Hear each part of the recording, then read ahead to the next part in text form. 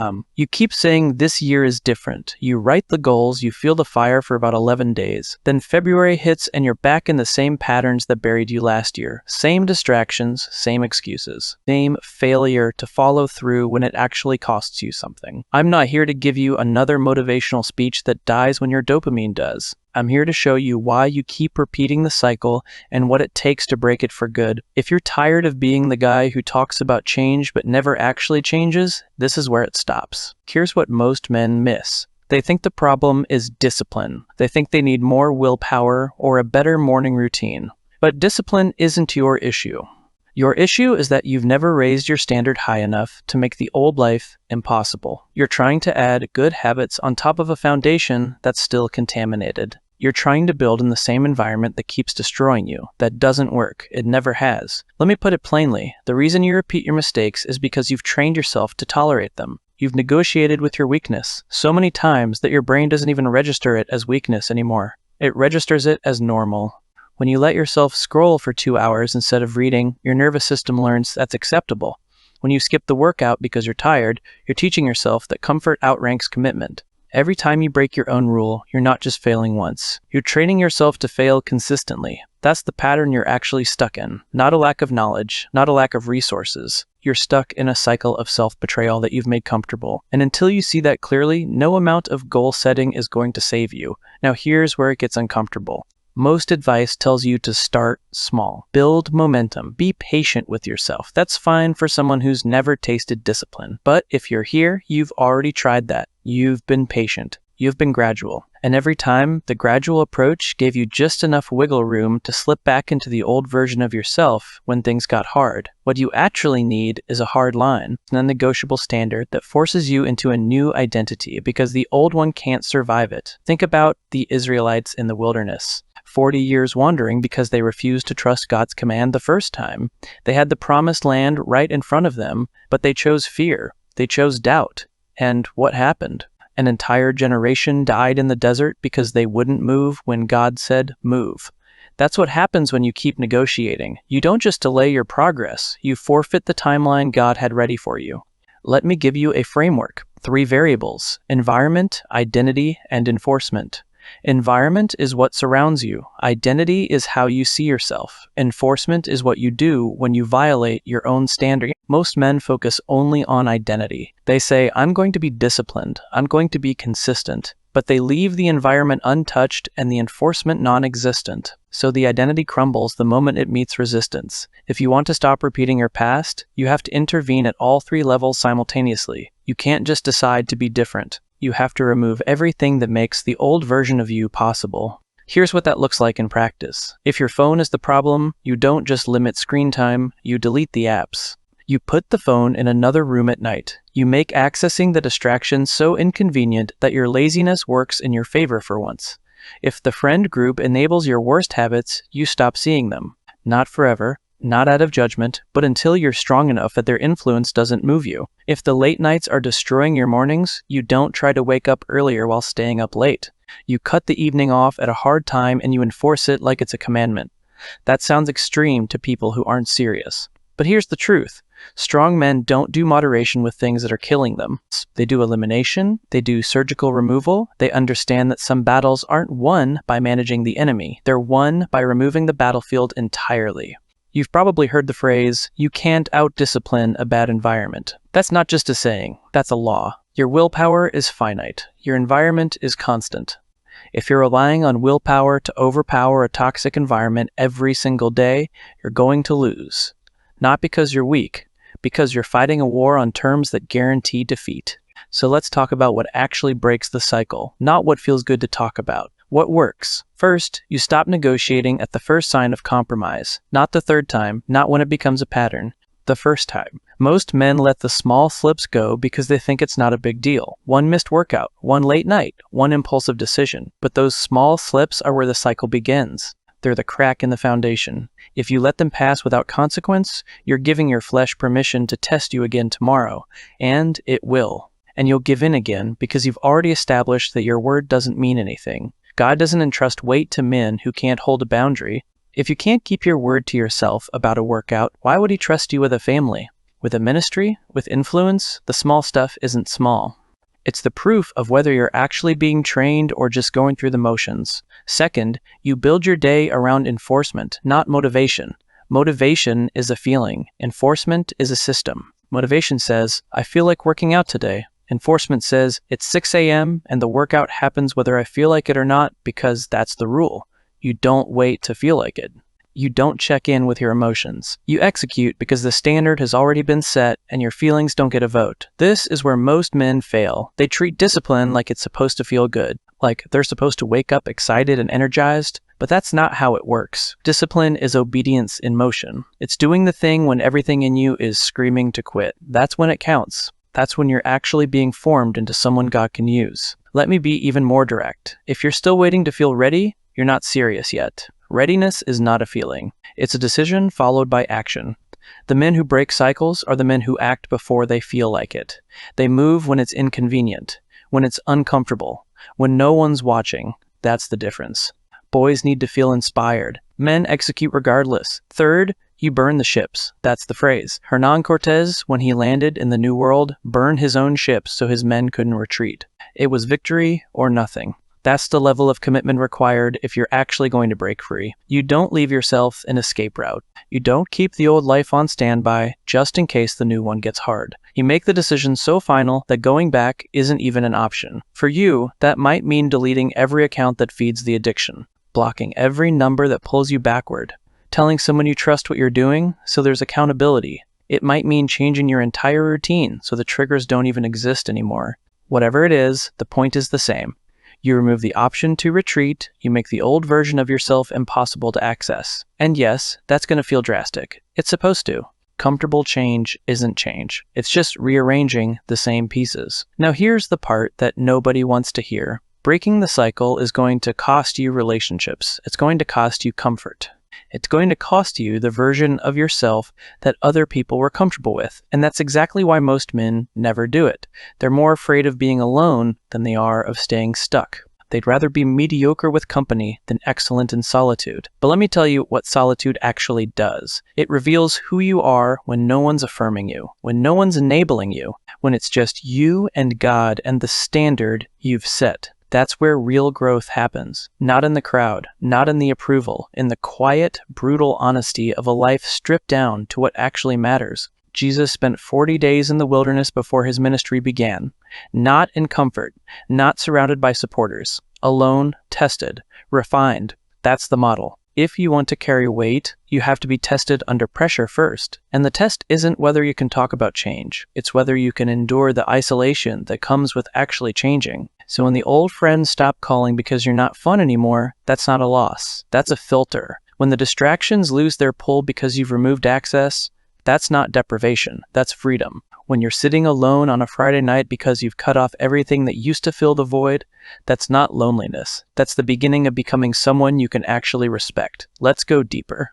Why do men tolerate the cycle in the first place? Because on some level, they've convinced themselves that this is just how they are. They've built an identity around their weaknesses. I'm just not a morning person. I've always struggled with this. I'm wired this way. And once you adopt that story, you give yourself permission to stop fighting. You make your failure part of your personality, and then you're not even trying to change anymore. You're just managing a problem you've decided is permanent. But here's the truth that destroys that entire narrative. You're not wired to fail. You're trained to fail, and anything that's been trained can be retrained. The brain is not fixed. Your identity is not set. You've just repeated the same behaviors so many times that they feel inevitable. But inevitable and habitual are not the same thing. One is fate. The other is just a pattern you haven't interrupted yet. The moment you stop saying, I am this way, and start saying, I've been acting this way, and I'm choosing different now, everything shifts. You're no longer defending your weakness. You're declaring war on it. And that shift in language is not semantic. It's foundational.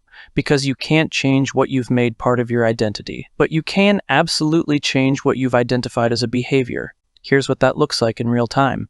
You don't say, I'm addicted to my phone. You say, I've been using my phone as an escape, and I'm removing that option starting now. You don't say, I'm lazy. You say, I've been prioritizing comfort over growth, and that ends today. You don't say, I can't stay consistent. You say, I haven't enforced my standards, and I'm installing enforcement immediately.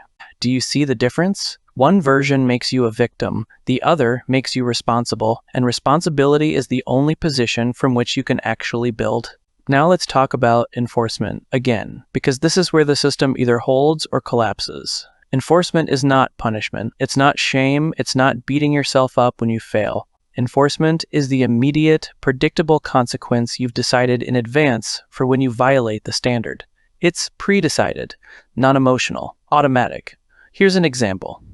Let's say your standard is no phone in the bedroom. The enforcement is this. If the phone ends up in the bedroom, it goes in the car for the next 3 days. Not negotiable. Not dependent on how you feel about it.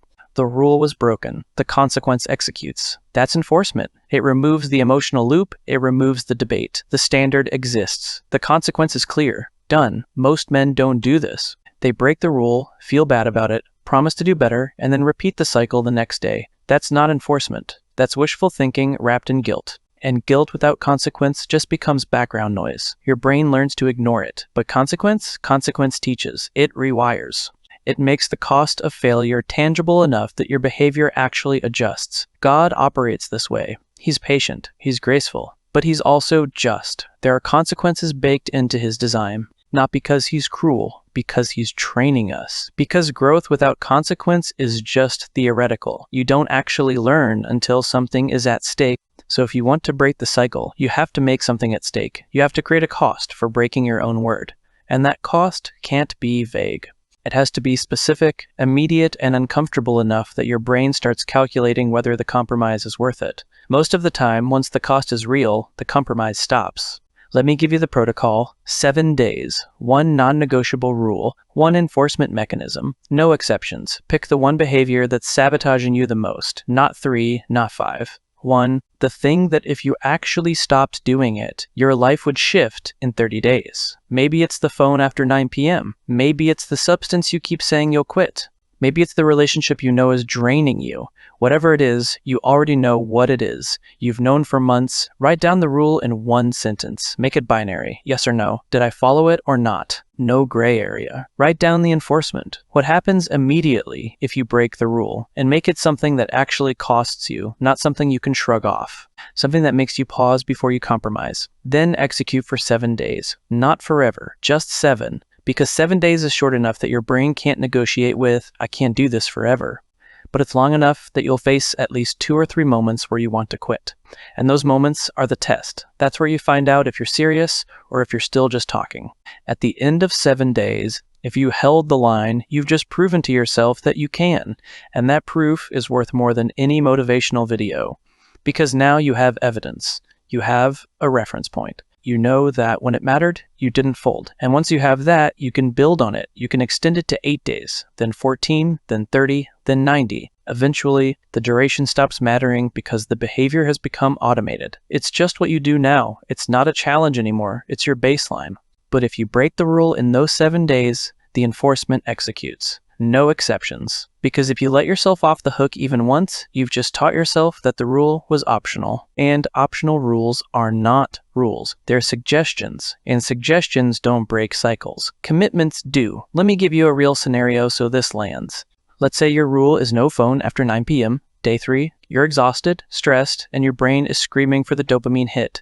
You reach for the phone at 9:15. Right there, that's the moment. If you unlock it, you've just trained yourself that stress overrides commitment. You've taught your nervous system that when things get hard, the rule disappears. And tomorrow, it'll be easier to break. And the day after that, even easier. Within a week, the rule doesn't exist anymore. But what if, in that moment, you catch yourself? You feel the pull.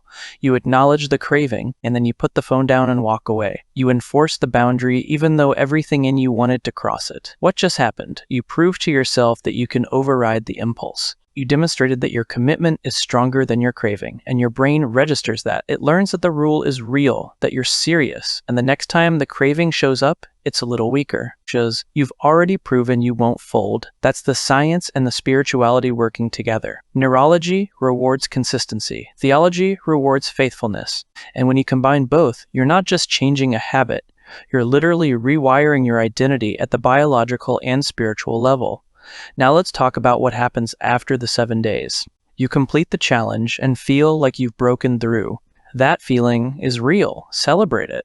But don't stop at 7. 7 days proves you can do it. 30 days proves it's sustainable. 90 days proves it's permanent. If you stop at 7 and go back to negotiating, you've proven you can endure discomfort temporarily. That's not transformation. That's a short-term sprint. Transformation happens when the sprint becomes a marathon. When discipline stops being a project and becomes a lifestyle. After 7 days, you don't celebrate by relaxing the standard, you celebrate by raising it. Add another rule, another boundary, another non-negotiable. Build on the foundation you just laid. Momentum compounds. Success breeds success. Once you've proven you can hold 1 line, you become confident you can hold 2, then 3, then 5. Eventually, your life is built on enforced standards, and the man you used to be is unrecognizable. This is how you build a life that honors God. Not by trying to be perfect, by being faithful. Show up every day and do the work even when no one's applauding. Enforce the standard even when it's boring and repetitive and feels like it doesn't matter. It does matter. Every time you keep your word, you're building trust with yourself and God. Every time you enforce the boundary, you're proving you're serious. God entrusts serious men with serious responsibility. Here's the final layer. Most men never break the cycle because they don't hate where they are enough to leave. They're uncomfortable but not desperate, frustrated but not disgusted. As long as there's comfort in the familiar, they'll tolerate staying stuck over the pain of change. Change is uncertain. Staying stuck is predictable. Most men choose predictable suffering over uncertain growth. But you're not most men, or at least you don't have to be. You can be the man who decides that this year the cycle ends. Not because you feel ready, because you're done tolerating what you've been tolerating. Done making excuses. Done negotiating with weakness. Done being the guy who talks about change but never changes. You're done. And done is a decision, not a feeling. When you enforce the small standard, you're not just changing a habit. You're proving to God and yourself that you can be trusted with more. You're demonstrating you're not a man who needs perfect conditions to obey. You're a man who obeys because obedience is worship, regardless of how you feel. When you break the cycle, you don't just change your life. You change the trajectory of everyone connected to you. Your future wife doesn't carry the burden of a man who can't follow through. Your future kids don't watch their father make promises he doesn't keep. Your brothers don't wonder if you're serious or performative. You become a man who can be counted on. That kind of man is rare. That kind of man shapes culture. Right now, you might be thinking this is all too much, that the standard is too high, that you're not strong enough yet. But that's the lie that keeps you stuck. You're waiting to become strong enough to start. But you become strong by starting before you're ready. You build strength under load, not in preparation for load. The load is the training. The pressure is the process. You're never going to feel ready enough to begin. You just have to begin anyway. Let me break down what's happening neurologically, because this isn't just spiritual. It's biological too. Every time you override a craving, every time you resist the urge to compromise, you're literally rewiring your brain's reward system. You're teaching it that delayed gratification produces better outcomes than instant relief. Your dopamine pathways start associating discipline with reward instead of associating avoidance with relief. That takes time. It takes repetition, but it happens. And once it happens, discipline stops feeling like deprivation and starts feeling like power. The problem is that most men quit right before this shift occurs. They endure the hard part, the part where it's all friction and no flow, and then they bail because it's not getting easier fast enough. But the shift doesn't happen on day 3. It happens somewhere between day 14 and day 30. That's when your nervous system finally accepts that this is the new normal. That's when the resistance drops. That's when you stop having to force it because it's just what you do now. But you never get there if you keep restarting every week. You never get there if you keep giving yourself permission to compromise. The only way through is to hold the line long enough that your biology catches up with your commitment. And that requires you to endure the gap. The gap between decision and transformation. The gap where nothing feels like it's working, but everything is actually shifting beneath the surface. This is where faith becomes practical. Faith is not just believing God exists. It's continuing to obey when you can't see the result yet. It's planting the seed and watering it even when there's no sprout. It's enforcing the standard day after day after day when your body is screaming that nothing is changing. Because something is changing, you just can't see it yet. And the men who break through are the ones who trusted the process long enough to see the fruit. God designed you to be a man of your word, not just to others, to yourself, to Him. And when you start keeping that word in the small things, He begins to entrust you with larger things. Not because you've earned it through performance, because you've proven you can be trusted with what he gives you. Think about the parable of the talents. The master gave each servant a different amount based on their ability, but the reward wasn't for having the most. It was for faithfulness with what they were given. The servant who was faithful with little was given more. The one who buried his talent out of fear lost even what he had. That's the principle. God doesn't give weight to men who can't handle pressure. He tests you with small responsibilities first. And if you can't keep your word to yourself about a morning routine, why would he trust you with a family, with a business, with spiritual authority? The small stuff is the test for the big stuff. And most men fail the small stuff because they think it doesn't matter. They think, it's just one workout. It's just one night of bad sleep. It's just one compromise. But it's never just one. It's a pattern, and patterns form identities, and identities shape destinies. This is what discipleship actually looks like. It's not a feeling. It's not a moment of inspiration. It's the daily, unglamorous choice to obey when obedience is inconvenient, to follow through when no one's watching, to enforce the standard when your flesh is begging you to compromise. That's where transformation happens. In the repetition, in the faithfulness to the small hidden decisions that no one else will ever see. And here's what most men miss about transformation. They think it's going to feel like breakthrough. Like one day they'll wake up and suddenly they're different. But that's not how it works. Transformation is so gradual you barely notice it happening. You just keep showing up. You keep enforcing the standard. And then one day, months later, you look back and realize the thing that used to control you doesn't even tempt you anymore.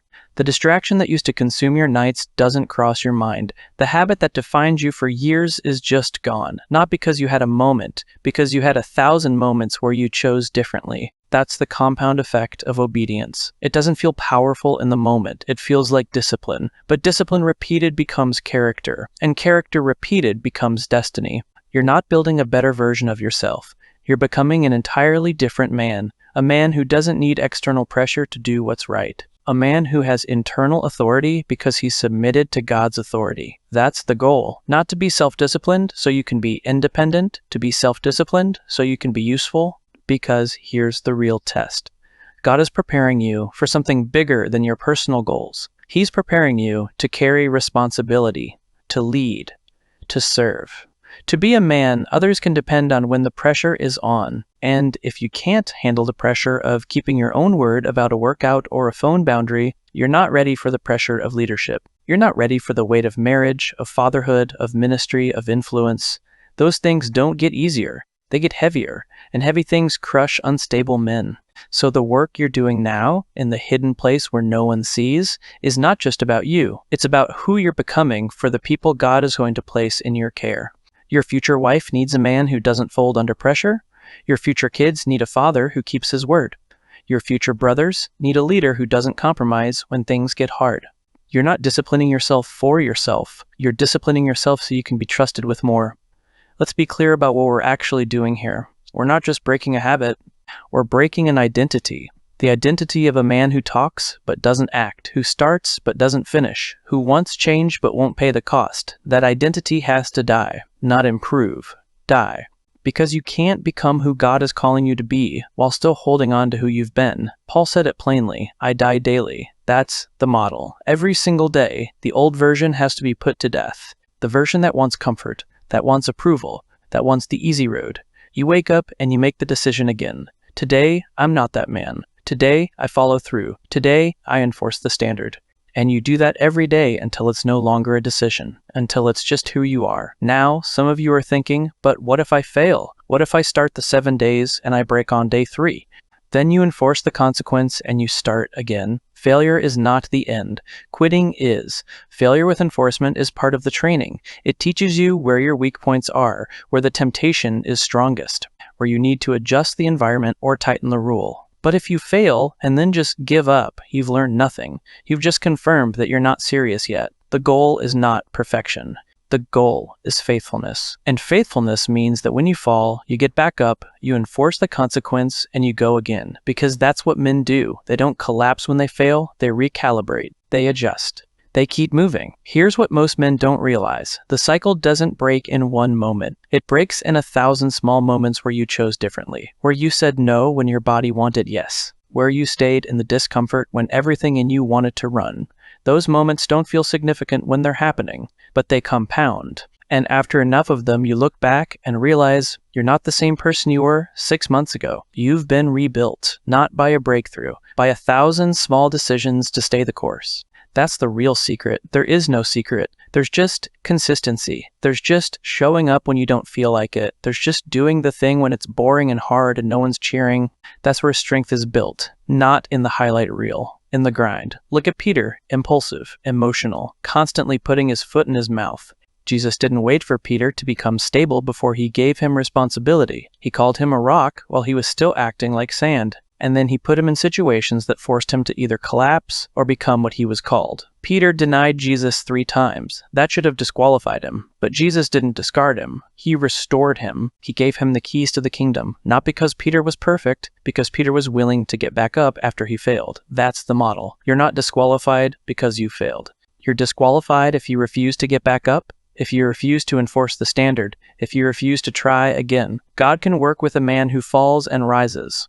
He can't work with a man who stays down and makes excuses for why he belongs there. So let's bring this full circle. You started this year saying it would be different. Maybe it will be, but not because you hoped harder, not because you set better goals. It'll be different because you finally decided to remove the option of being the same, because you raised the standard so high that the old version of you can't survive. Because you stopped negotiating with your flesh and started enforcing the rules like they actually matter. That's what it takes. Elimination, not moderation. Enforcement, not motivation. Commitment, not comfort. And if you do that, if you actually follow through, you won't recognize yourself in 6 months. Not because you became someone new, because you finally became who you were always supposed to be. The version of you that doesn't tolerate weakness, that doesn't make excuses, that keeps his word even when it costs him everything. God is not interested in your potential. He's interested in your obedience. He's interested in whether you'll actually do what he's put in front of you when the excitement wears off, and all that's left is the choice. Will you follow through or will you fold? That's the question. And the answer to that question determines everything. Stop repeating your mistakes, not by trying harder, by removing the environment that enables them, by enforcing the standards you've been ignoring, by becoming the kind of man who does what he says he's going to do, even when no one's watching, especially when no one's watching. This is your moment. Not next week, not when you feel ready, right now. What's the one rule? What's the enforcement? Start tonight. 7 days. Prove to yourself that you're not who you used to be. You're being trained, not punished, trained. And the training only works if you stop quitting when it gets hard. God doesn't entrust weight to unstable men. So become stable, become unmovable, become the man who keeps his word because his word is his bond. That's who you're becoming, not someday. Now, stop negotiating, start enforcing, break the cycle. This is where it changes.